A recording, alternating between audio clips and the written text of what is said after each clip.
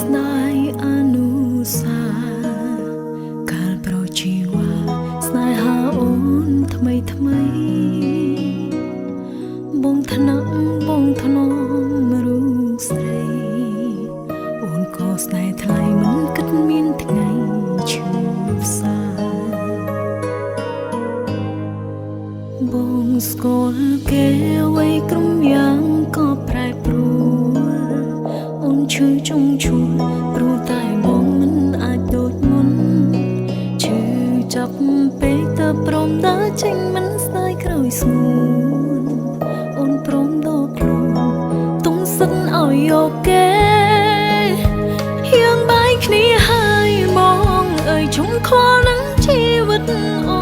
អូនធ្លាក់ដល់សនឬអូនឡើងខ្ពស់បងគុំខ្វល់ឡើយអូនមាននាងណាក៏បងមិនចាំបាច់ចង់ដឹង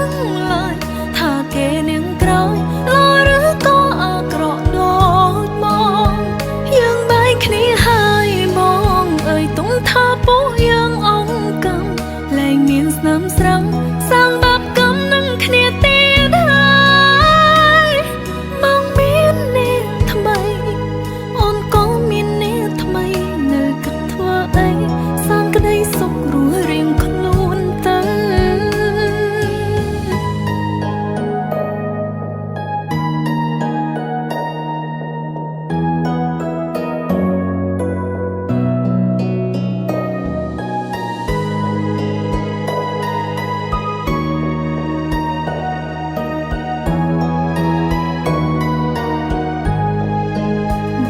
ស្គាល់គេអ្វីក្រុមយ៉ាងក៏ប្រែប្រួលអូនឈឺចុងឈួរព្រោះតែបងមិនអាចដូចមុនឈឺចាប់ពេកតើព្រមដើរចេញមិនស្ដាយក្រោយស្ងួន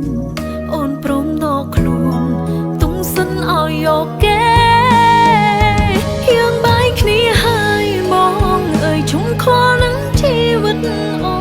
អូនធ្លាក់ដល់សនឬអូនឡើងខ្ពស់បងគុំខ្វល់ឡើយអូនមាននាងណាក៏បងមិនចាំបាច់ចង់ដឹងឡើយថាគេនាងក្រោយល្អឬក៏អាក្រក់ដូចបងយើងបាយគ្នាហើយបងអើយទុំថាពោះយើងអងកំ